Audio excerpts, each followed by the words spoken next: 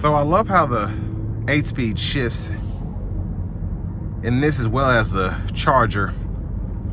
Just a nice, smooth kind of control there.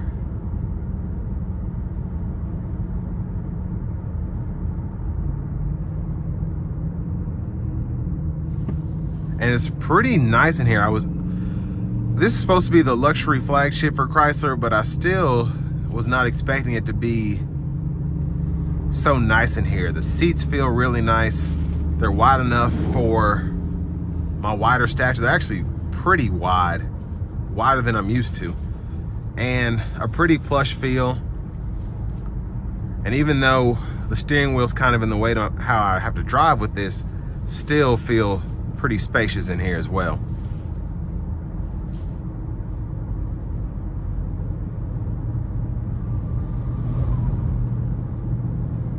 But it's just super quiet as I'm driving this down the road. And honestly, for the sticker price, what was it, like $42,000? Not bad at all for what you get, because you get heated, cooled seats, heated steering wheel, your Bluetooth. It's wired CarPlay and Android Auto, but you still have Apple CarPlay, Android Auto. I would have liked to seen adaptive cruise, but you can add that package if you want to.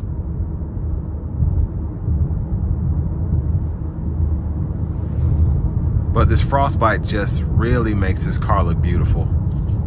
And it's a beautiful car anyway, but it helps it stand out even more.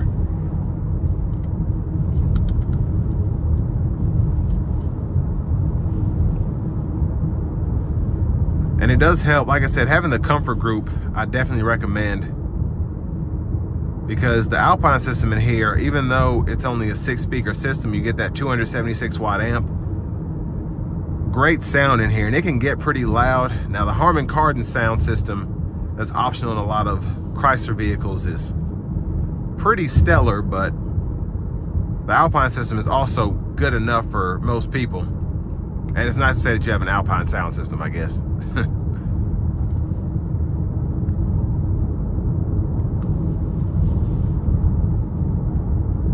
But all in all, there's nothing, I want to be careful with my words. I don't want to say there's nothing special about this vehicle, but it just gets the job done in a cheap luxury fashion, if that makes sense. So you don't have a lot of fancy knobs. You don't have paddle shifters and all that sport mode, but you do have a car that feels luxurious, looks luxurious, and you have almost 300 horsepower, but you're able to get 30 miles per gallon on the highway.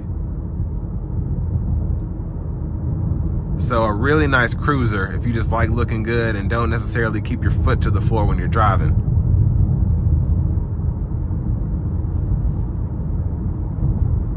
But the ride is just so... When you hit bumps, you feel the bumps, but you have 20-inch wheels on low-profile tires, but it's still just... When I hit a bump, I'm like, you know what, I'm in a Chrysler 300, this thing looks good. I feel fresh in it, so I'm not really that bothered by the ride as much as I would be if this were in a Corolla or something. So again, the ride it's solid. It's not like a Cadillac, but it's super nice because you're not paying Cadillac money.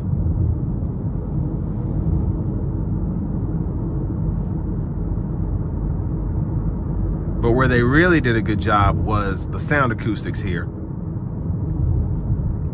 Even on this rough patch of road, I can hear the tires, but just barely. And I think the big thing is I don't feel a lot of body roll in this Chrysler 300. Even where the road gets a little rough, I don't feel like I'm getting jerked around as much as I could be.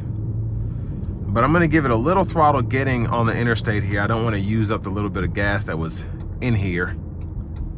But I do wanna see how it drives in terms of hard acceleration.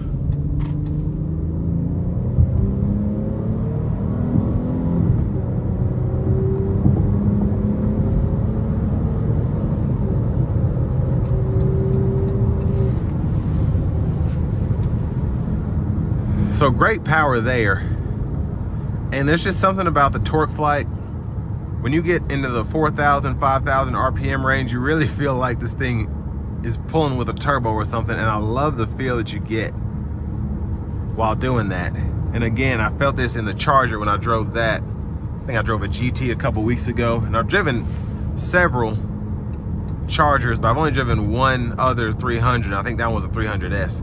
So I'm glad I got to experience this V6, or this lower trim level, this Touring L,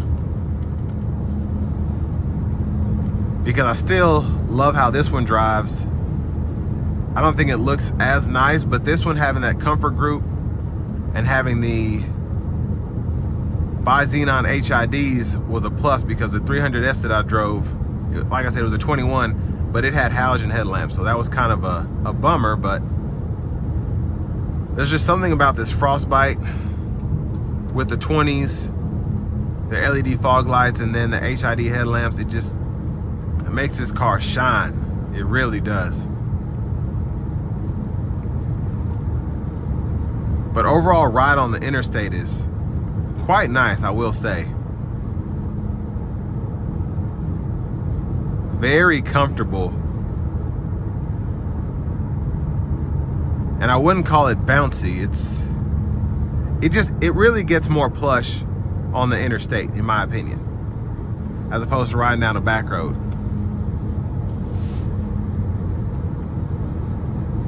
And again, the interior, even though there's nothing crazy going on in here, still feels fancy. Just little things like having the clock there, everything's symmetrical, the screen is kind of embedded in the center stack here, and having the wood grain, all of that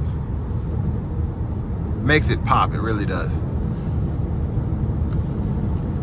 Now for the money, if you want to compare this to maybe a CT5, 300 is still in a class of its own, because as other manufacturers have wanted to slim down their vehicles, the 300 is still a big car.